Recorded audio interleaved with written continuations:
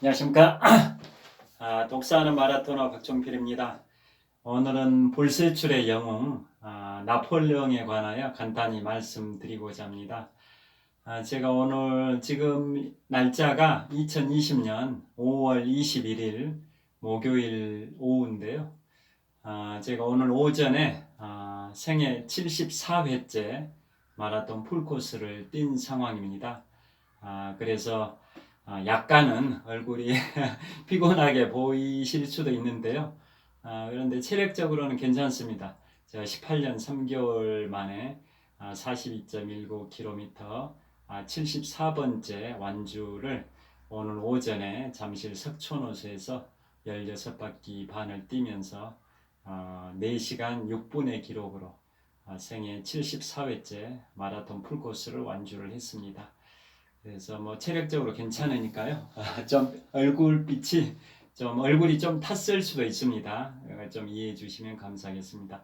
오늘은 이제 불세출의 영웅 나폴레옹, 이 나폴레옹에 관하여 말씀드릴 텐데요. 제가 올해 3권의 책을 집필을 했습니다.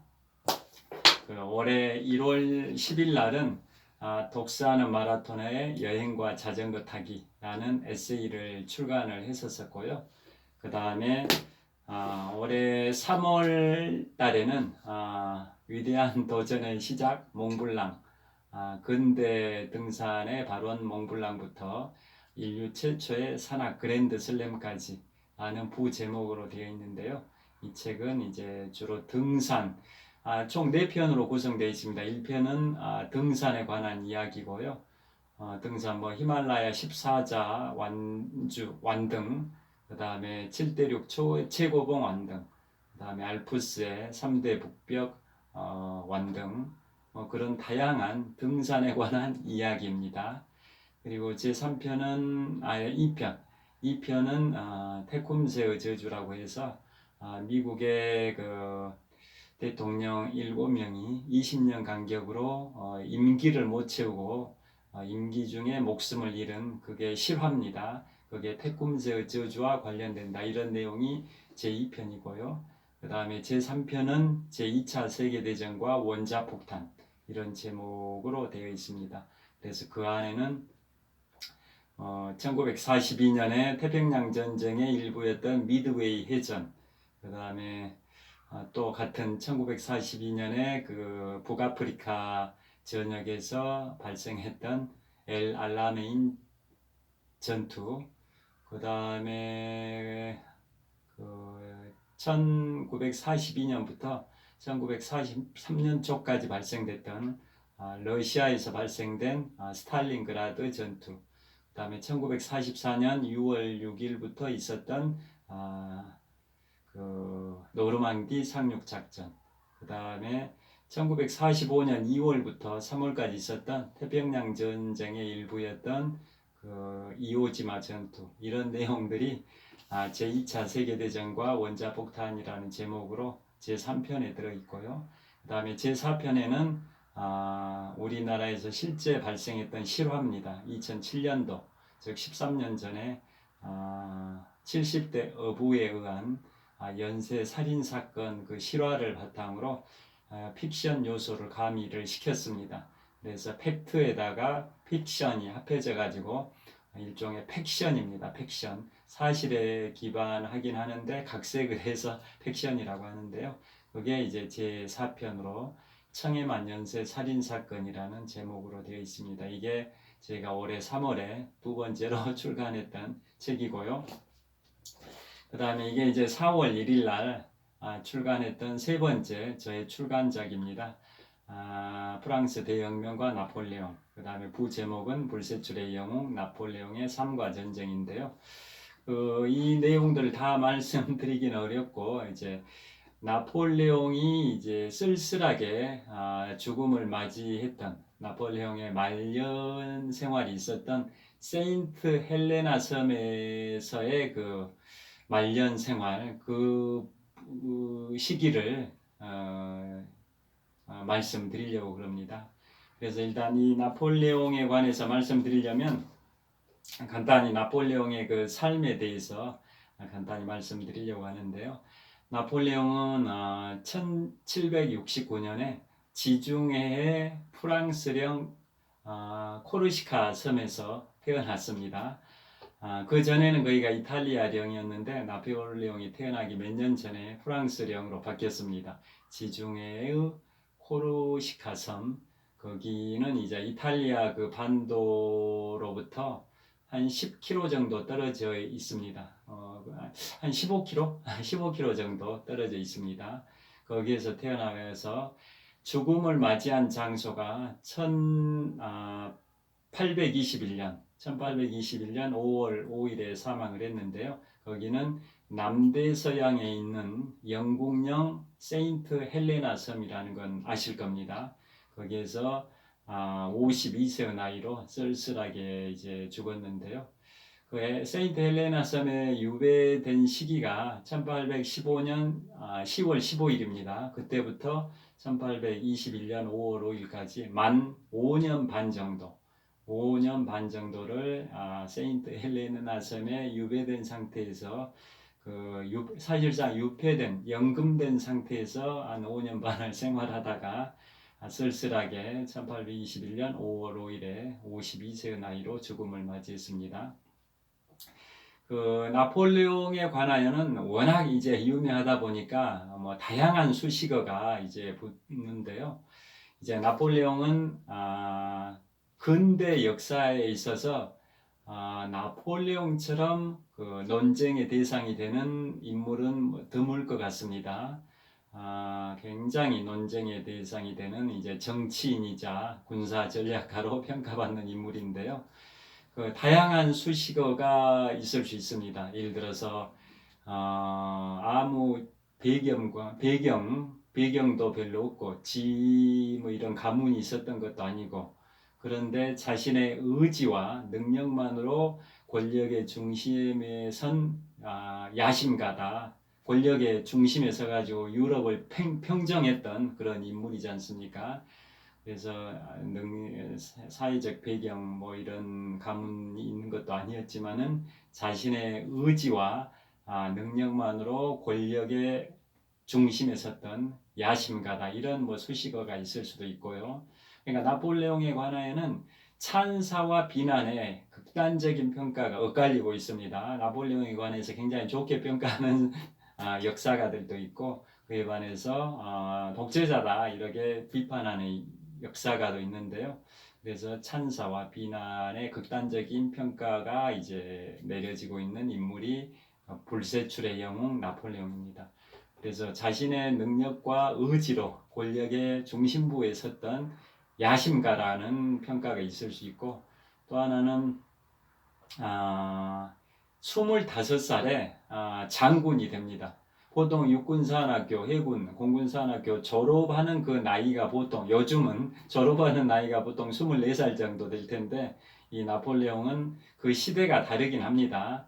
시대가 다르긴 한데 1769년생이니까 저보다 정확하게 200년 전에 태어났습니다. 제가 올해 나이 52세인데요. 나폴레옹은 저보다 정확하게 200년 전인 1769년생인데요. 나폴레옹은 뭐 지금하고 시대가 다르다고는 하지만은 25살의 나이로 장군이 되어버렸습니다. 장군. 스타, 별이 된 겁니다. 그래서 그만큼 군사 전략이 뛰어난 불세출의 군사 전략가라는 평가가 있을 수도 있고요. 그 다음에 근대 유럽의 기획자다, 그런 평가가 있을 수도 있고, 유럽 문화의 중심인 프랑스 파리의 설계자다, 뭐 이런 평가가 있을 수도 있습니다. 그에 반해서 이제 비판적인 시각은 그 후대 사람인 독일의 2차 세계대전의 주범이었던 독일의 히틀러나 1차 세계대전 이후에 1924년에 집권했던 이오시프 스탈린, 소련의 스탈린처럼 그런 독재를 했던 사람, 그러니까 독일의 히틀러나 소련의 스탈린처럼 독재자의 그 원조가 아닌가. 즉 나폴레옹이 독재자로서 후대 사람인 독일의 히틀러, 소련의 스탈린한테 영향을 미친 그런 독재자가 아니냐, 뭐 이런 평가가 있을 수도 있습니다. 그 다음에 나폴레옹 같으면은 또 이런 능력자라고, 이건 이제 좋게 보는 측면도 있지만 나쁘게 보는 측면도 있긴 합니다만은 또 이런 평가가 있을 수도 있습니다. 현대의 정치인보다 여론의 중요성을 더 잘 알았던 정치 선전의 귀재다. 현대 정치인들보다 여론의 중요성을 더 잘 알고 있었던 정치 선동의 귀재다. 뭐 이런 평가가 있을 수도 있습니다. 그래서 나폴레옹에 관하여는 이제 다양한 평가가, 또 이런 평가도 있습니다. 병사들한테 굉장히 친근한, 따뜻하게 대해줬던 그 꼬마 부사관, 뭐 이런 평가도 있습니다. 장군이긴 하지만 부사관처럼 굉장히 병사들하고 밀접 접촉을 해가면서 굉장히 따뜻하게 격려해주고 이렇게 사기를 북돋아주고 이런 역할을 했던 꼬마 부사관. 나폴레옹이 키가 좀 작았다라고 하지 않습니까? 근데 그 당시에 실제 나폴레옹이 키가 적었냐? 꼭 그건 아니랍니다. 보통 키 정도는 됐다고 합니다. 영국의 도량형하고 프랑스의 도량형이 좀 다르다 보니까 나폴레옹의 키가 뭐 155에서 160 사이밖에 안 됐다, 이런 뭐 설도 있습니다만은 실제 키는 한 168 정도는 됐지 않냐라는 의견도 있습니다. 여하튼 나폴레옹은 이제 다양한 찬사가 있을 수도 있고 비난이 있을 수도 있는데, 그래서 유럽의 근대 유럽의 역사에 큰 족적을 남긴 나폴레옹에 관하여 어떤 평가를 내리든 그것은 각자의 가치관에 따라 다양한 평가가 있을 수 있는데요. 그 나폴레옹의 삶에 관하여 어떤 평가를 내리든 간에 나폴레옹은 인류 역사에 큰 족적을 남긴, 큰 획을 그은 그러한 비범한 인물이었다라는 점만은 분명해 보입니다. 그 정도로 1800년대 초반에 이제 유럽을 평정했던 그런 인물이다라는 겁니다. 전 세계 상당 부분의 그 영토를 평정했던 인물 중에는 한 1200년대에 몽골의 칭기스칸이 있고, 그 다음에 고대 로마는 이제 그 당시 지금부터 한 2000년쯤 전에는 고대 로마가 유럽을 다 평정했었지 않습니까? 그때는 영국까지 다 평정을 했었던 거죠. 유럽 대륙뿐만 아니라 영국까지 평정했던 그 나라가 고대 로마 제국인데요. 그래서 모든 길은 로마로 통한다, 이런 말도 있지 않습니까? 그런데 이제 나폴레옹은 이제 러시아 원정까지도 가는데, 그래서 모스크바까지 점령하긴 하지만은 다시 퇴각을 하기 때문에 러시아를 완전히 지배했다라고 보기는 어렵고, 그래서 나폴레옹은 지금부터 한 200년쯤 전에, 220년 전의 인물이긴 한데요. 유럽 중에서 영국하고 러시아는 실질적으로 지배를 못했고, 영국은 아예 트라팔카르 해전에서 패배를 했기 때문에 1805년 트라팔카르 해전에서 영국의 넬슨 장군한테 프랑스군이 패배를 했기 때문에 아예 영국은 이제 점령 자체를 못했고요. 근데 프랑스에는 진격을 해가지고 러시아의 수도, 프랑스가 아니라 러시아에는 이제 침공을 해가지고 러시아의 수도 모스크바까지 점령하긴 했지만, 그 당시에 러시아 황제가 상트페테르부르크 이쪽으로 피난 가가지고 계속 저항해가지고 이제 반격을 해오는 바람에 러시아에서 나폴레옹은 이제 퇴각을 하는, 또 추위와 싸워가면서 퇴각하면서 또 추격군에 맞서가지고 싸우면서 엄청나게 이제 피해를 보게 되는, 그래서 러시아 원정 실패도 있고 그러는데요. 여하튼 나폴레옹은 이제 영국하고 러시아는 이제 사실상 지배를 못했지만 나머지 유럽 대륙 전부는 다 석권했을 정도로 이제 유명하지 않습니까? 그다음에 나중에 그로부터 한 20년 정도가 흘러가지고는 이제 제2차 세계대전에서 독일의 히틀러가 영국을 제외하고는 유럽의 대부분을 석권하긴 했었던 거고요.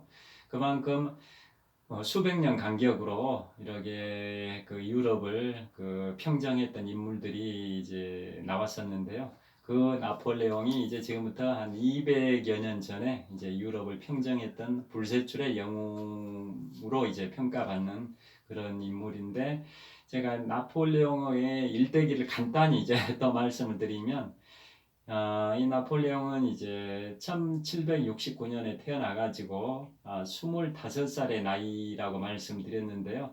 25살이니까 일단 20살 때 프랑스 대혁명을 맞이합니다. 그래서 이 제목이 프랑스 대혁명과 나폴레옹입니다.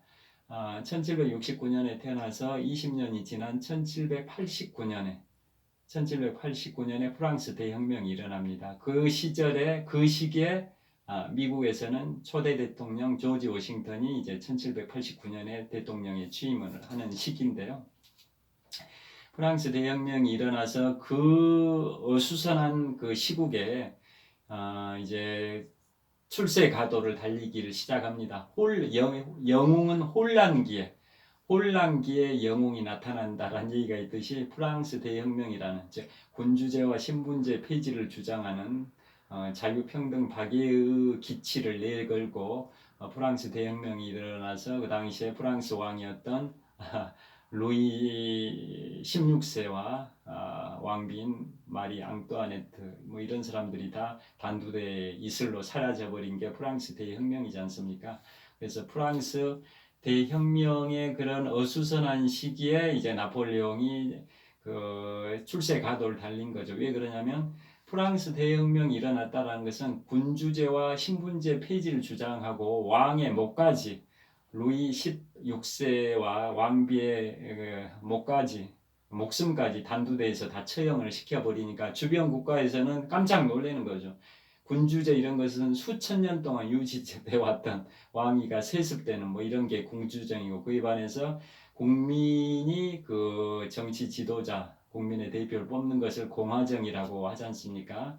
그래서 다 주변 국가들이 다 군주제인데 프랑스에서 갑자기 군주제 폐지를 주장하면서 왕의 목숨을 다 빼앗아 버리는, 왕을 처형해 버리는 그러한 혁명이 일어나 버리니까 주변 국가에서는 이렇게 되다가는 자기들 나라한테도 이게 그 여파가 미치겠다. 그래서 자기들 나라에도 이런 국민들이 들고 일어나서, 백성들이 들고 일어나서 군주제 폐지 주장하면서 공화정을 주장하겠다. 뭐 이런 걱정들을 하면서 그 유럽 국가들이 연합을 해가지고 프랑스에 대항을 하지 않습니까? 프랑스 혁명군에 대항을 하는 거지 않습니까? 그걸 대프랑스 동맹이라고 하는 거죠. 대프랑스 동맹.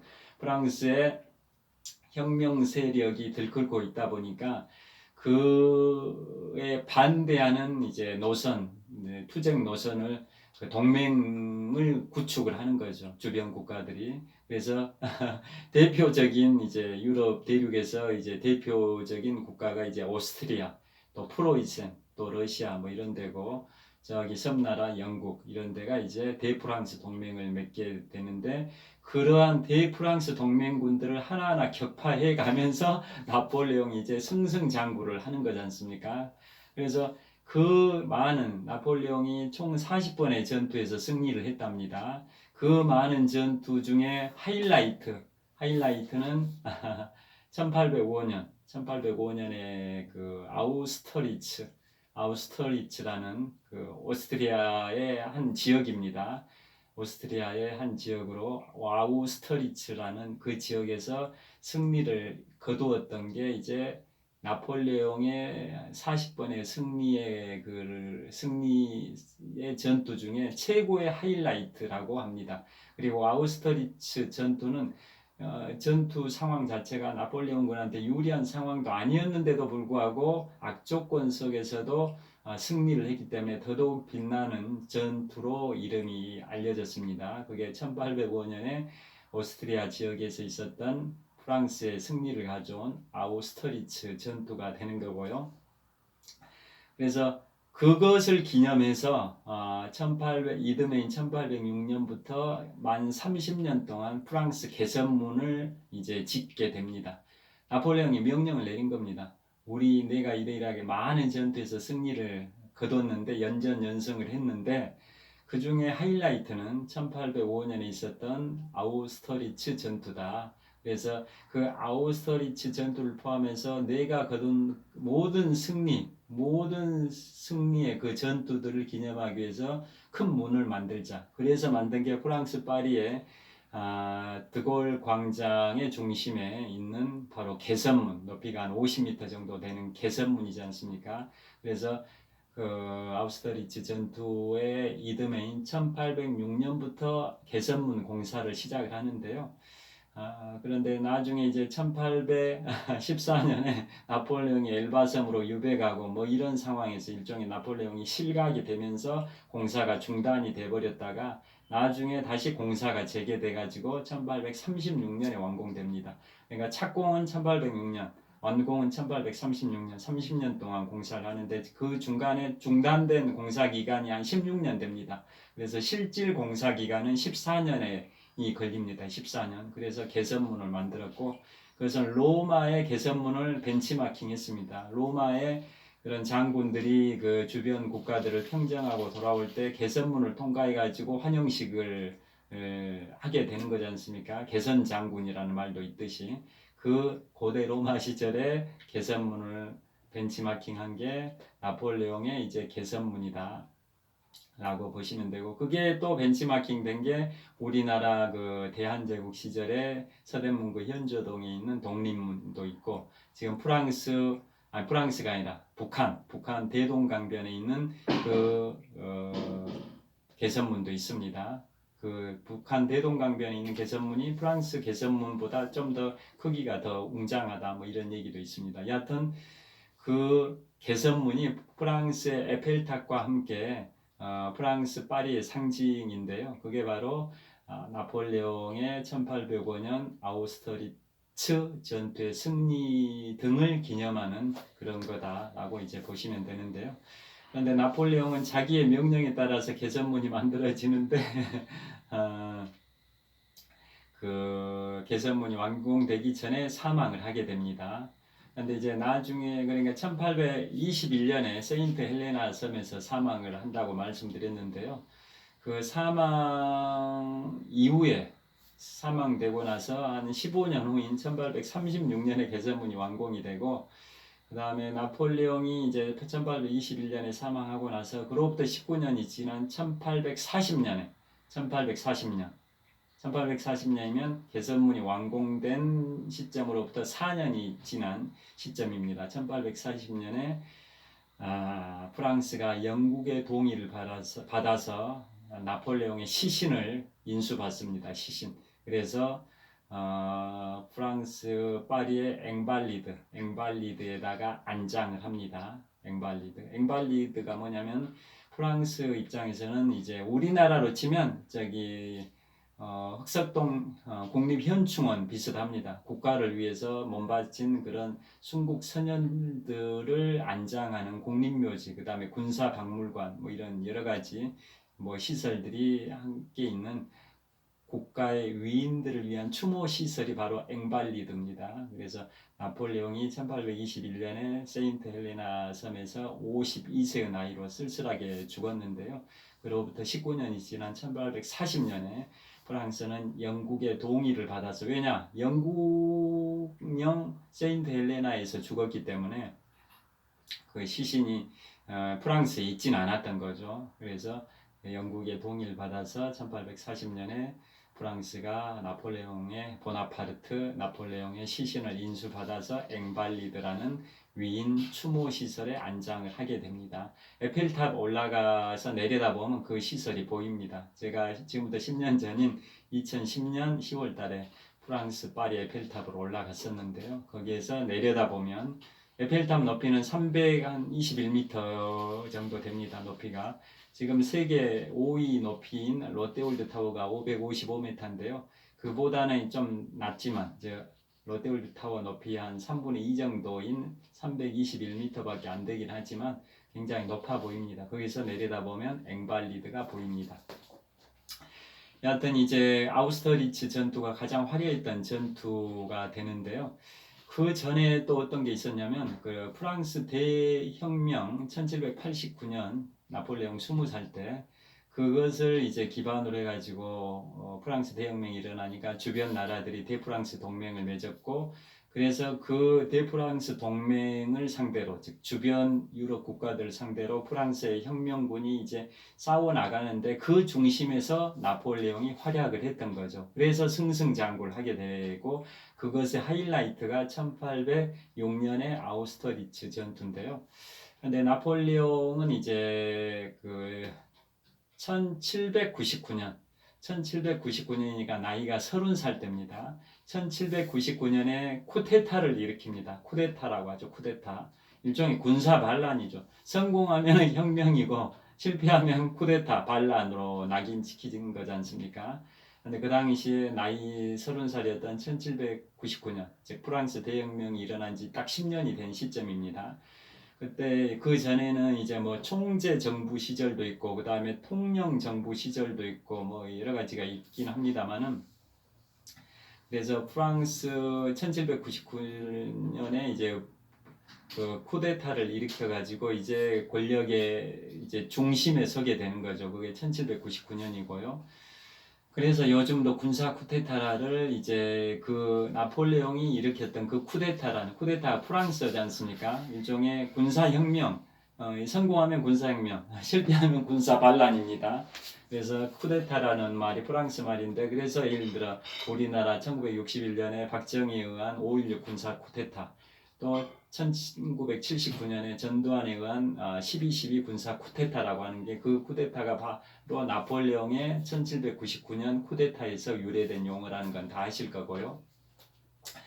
그래서 쿠데타를 일으켰고 그 다음에 이듬해인 1800년에는 드디어 제2차 이탈리아 원정을 또 갑니다. 자, 2차 이탈리아 원정이 그때 그림이 이겁니다. 그때 그림이 1800년 5월 지금부터 220년 전입니다. 1800년 5월에 나폴레옹이 이제 이탈리아 두 번째로 이탈리아 원정을 간다 해서 제2차 이탈리아 원정이라고 하는데요. 그게 1800년 5월이니까 지금부터 정확하게 220년 전입니다.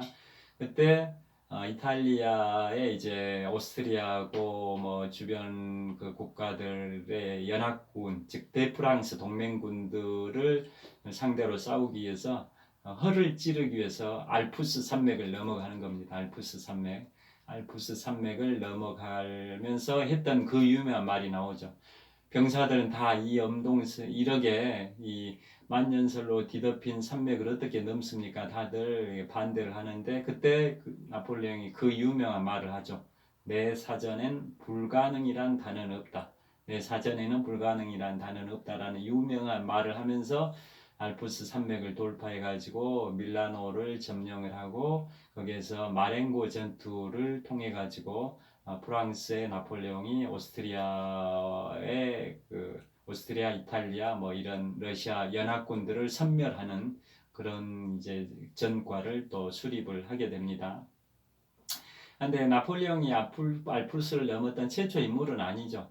기원전 218년 제2차 포에니 전쟁 때 카르타고의 한니발이 고대 로마 제국을 점령하기 위해서 알프스를 넘었던 게 최초 케이스고요.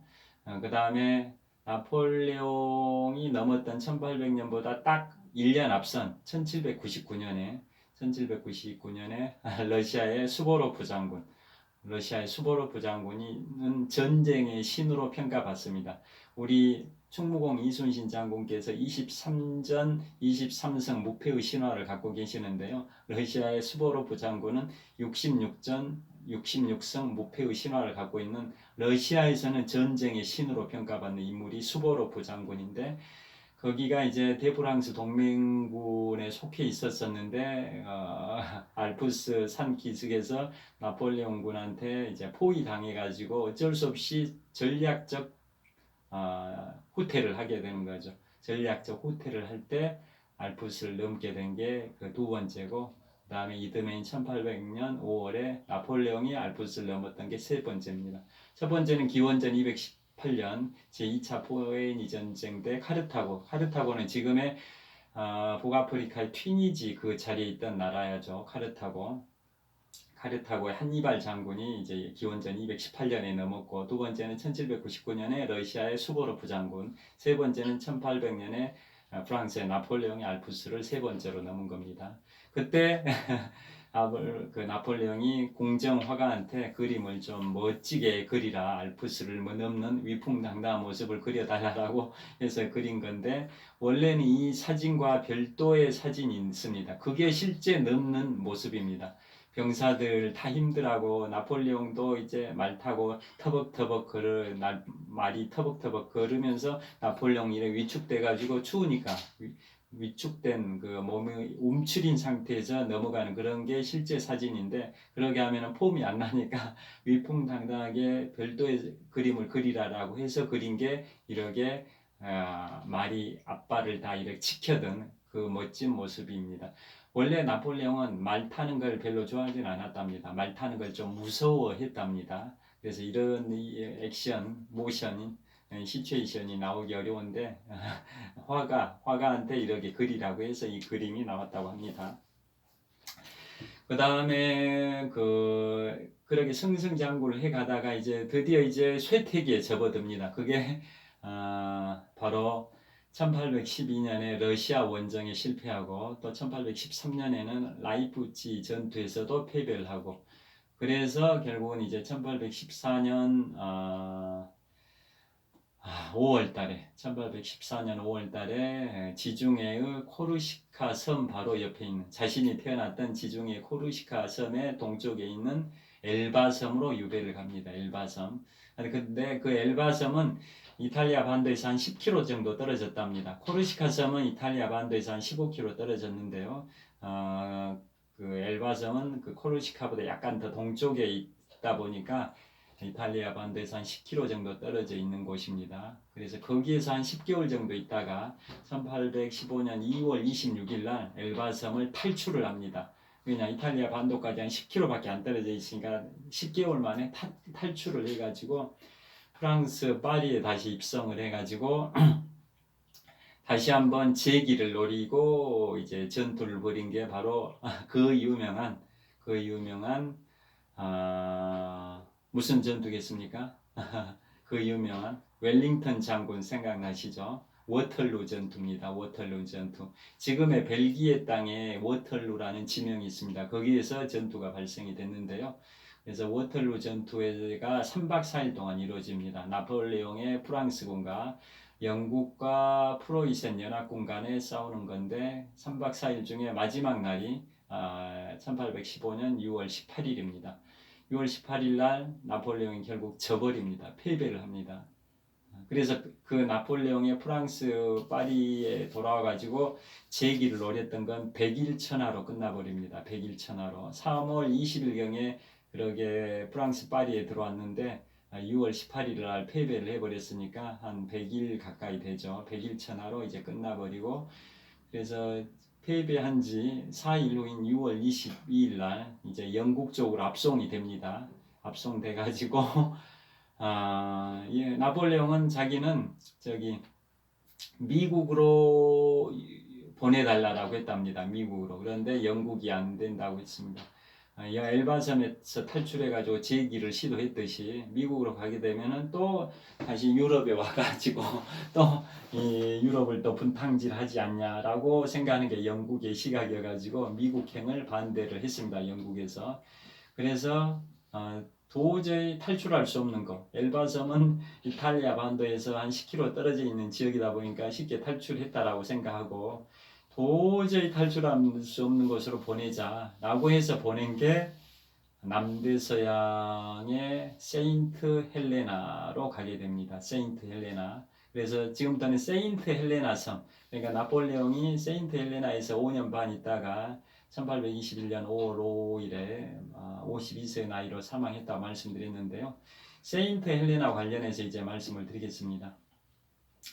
세인트 헬레나에 이제 들어간 시기가 1815년 10월 15일입니다. 그러니까 워털루 전투에서 6월 18일에 패배하고 그로부터 대략 4개월 후죠. 항해하는 데만 영국으로 거쳐가지고 영국에서 좀 머물다가 다시 세인트 헬레나로 이송이 됐는데요. 그래서 총 워털루에서 6월 18일에 패배하고 나서 한 대략 넉 달 후에 이제 세인트 헬레나 섬, 즉 10월 15일에 세인트 헬레나에 도착이 됐는데요. 영국의 남서부에 있는 플리머스 항에서 배가 출발한 지는 70일 만에 세인트 헬레나에 도착을 했습니다. 그러니까 영국에 많이 머물렀었다라는 거죠. 그래서 영국에 머무를 때도 여러 가지 일화가 있습니다. 뭐 어떤 일화가 있냐? 플리머스 항에서 이제 영국에 좀 뭐 몇 달, 한두 달 머무르다가 이제 세인트 헬레나로 이제 유배지가 결정이 돼서 출발하는데 플리머스 항에 엄청난 많은 인파들이 모였답니다. 주로 영국 사람들이겠죠. 프랑스의 나폴레옹이 유럽을 평정한 그 유명한 불세출의 영웅이 이제 영국령 세인트 헬레나로 유배간다니까 영국 국민들이 많이 그 인산인해를 이룰 정도로 많이 몰려들었었습니다. 그런데도 누구 하나 나폴레옹에 대해서 욕하진 않았답니다. 그러니까 나폴레옹과 싸웠던 대프랑스 동맹군의 그 중심에 섰던 나라가 영국이지 않습니까? 그러니까 영국하고 프랑스는 굉장히 적대 관계에서 그 수십 년 동안 그러게 나폴레옹 시대는 대략 한 15년 정도 되는데요. 서로 적대의 관계에 있었던 거죠. 그런데도 불구하고 영국 국민들은 나폴레옹에 대해서 누구 하나 그렇게 욕설을 하거나 이렇게 비아냥거리거나 그렇진 않았었답니다. 그래서 이제 나폴레옹이 그 모여든 군중들한테 목례를 하니까 그 군중들도 다들 모자를 벗고 답례를 했답니다. 그 정도로 이제 나폴레옹은 적대 국가인 영국 국민들로부터도 굉장히 존경을 받은 그런 인물이었다라는 거고요. 그래서 나중에 태양이 지지 않은 영국을 건설했던 빅토리아 여왕, 나폴레옹은 1815년에 그러게 이제 세인트 헬레나로 가는데 그로부터 한 22년이 지난 1837년부터 영국의 여왕을 했던 사람이 빅토리아 여왕입니다. 1837년부터 1901년까지 64년 동안이나 영국을 지배했던 여왕이 빅토리아 여왕이고 태양이 지지 않은 영국을 건설했던 그 유명한 여왕이지 않습니까? 근데 그 나중에 이제 그런 내용들이 이제 그 플리머스 항에서 군중들이 나폴레옹에 대하여 누구도 이제 비난하지 않고 나폴레옹이 목례하니까 군중들이 모자를 벗고 답례했다라 이런 게 나중에 훗날 빅토리아 여왕의 재위 시절에 그게 보고가 된답니다. 어떻게 이제 보고가 됐냐면 우리 영국인은 외국인들한테 굉장히 관대하다. 그리고 적대 관계에 있었던 프랑스에 관해서 그런 그 안 좋은 감정을 너무 쉽게 잊어버린다. 나폴레옹이 이러이러하게 플리머스 항에 있을 때 어느 누구도 나폴레옹에 대하여 비난하지 않고 나폴레옹이 목례를 하니까 그 많은 인파들이 모자를 벗고 답례를 했다. 라고 이제 빅토리아 여왕한테 보고를 할 정도로 나폴레옹은 거기서 존경을 받았다고요. 그다음에 세인트 헬레나로 이제 배로 이동을 할 때 70일 동안 항해를 하는데 배 안에서도 그 해군 제독하고 계속 이렇게 카드놀이 이런 거 하면서 시간들을 많이 보냈고 그 해군 제독도 최대한 나폴레옹에 대해서 애우를 했답니다. 식사를 같이 하다가 갑자기 나폴레옹이 먼저 자리에 일어서기도 했답니다. 해군 제독이면 해군 장군인데 나폴레옹이 먼저 자리에 일어서는 건 또 결례일 수도 있지 않습니까? 왜냐하면 이제 나폴레옹은 더 이상 유럽의 지배자가 아니라 하나의 제수에 불과하는 유배가는 신분이지 않습니까? 그에 반해서 영국의 그 70일 동안 항해를 하는 배의 함장인 해군 제독은 장군이기 때문에 A를 갖춰야 되는데 나폴레옹이 장군하고 식사하다 먼저 자리에서 일어났답니다. 그런데도 그 해군제도 이해를 했답니다. 왜냐?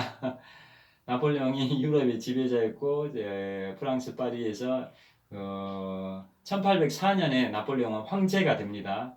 나폴레옹 1세란 황제가 됩니다. 1804년에. 그래서 황제의 자리에도 있었다 보니까 그 틸리니 궁궐에서 이런 생활이 익숙해가지고 저런 그게 자연스럽게 나온다라고 생각하고 영국의 해군제도 이해를 해줬다 합니다. 그리고 이제 세인트 헬레나에 도착했는데 거기서도 이제 존경은 받았는데 최대한 정중한 애우는 받았는데 굉장히 타이트하게 사실상 연금된 상태에서 생활을 했답니다. 왜냐? 엘바섬에서 탈출한 전력이 있는 인물이다 보니까 혹시라도 탈출할까봐 굉장히 울타리 안에서 외출을 함부로 못하게 감시를 하는 그런 상황에서 사실상 연금 상태에서 5년 반을 생활하다가 이제 사망을 하게 됐는데요. 그러면 세인트 헬레나 섬의 유래는 뭐냐면 1501년에 포르투갈의 항해가가 이제 포르투갈을 출발해서 남아프리카의 끝에 희망봉을 지나서 인도까지 항해하는데 한 1년 남짓이 걸렸습니다. 그래서 인도에서 향신료 여러 가지 품목들을 다 구매해가지고 다시 돌아가는 길에 다시 희망봉 남아프리카의 희망봉을 지나서 다시 대서양을 통과하면서 포르투갈로 돌아가는 길에 남대서양에서 섬 하나를 발견을 한 겁니다. 그 섬이 세인트 헬레나인데요. 왜 명칭이 세인트 헬레나냐? 그날이 무슨 날이었냐? 발견한 날이 그때는 이제 1502년이 됩니다. 1502년인데 그때 고대 로마 시절에 콘스탄티누스 1세 황제, 기독교를 공인했던 인물이죠. 기독교를 공인했던 인물이 콘스탄티누스 1세 황제지 않습니까? 그 황제의 어머니가 성 헬레나, 즉 세인트 헬레나랍니다. 세인트 헬레나 이미 죽은 인물인데 성 헬레나 콘스탄티누스 1세 황제의 어머니인 성 헬레나, 세인트 헬레나를 기리는 그 축일이었답니다. 축일. 그래서 그 발견한 섬 이름을 세인트 헬레나라고 정했습니다. 성 헬레나. 성녀 할 때 성이지 않습니까? 성인 할 때 카톨릭 성인 할 때 성스러울 성자 그걸 영어로 세인트라고 하지 않습니까? 그래서 세인트 헬레나라고 명명을 하게 됐고요. 그래서 그 뒤로 거기가 이제 나중에 한 세월이 흘러서 367년 후니까 1869년에 수에즈 운하, 이집트의 수에즈 운하가 개통되기 전까지는 유럽에서 아시아 쪽으로 가려면은 항상 남아프리카의 그 희망봉을 거쳐서 돌아다녔지 않습니까? 그래서 그 한 367년 동안은 세인트 헬레나 섬이 아시아로 가는 항로의 중간 지점에 있는 보급 기지 역할을 했었다.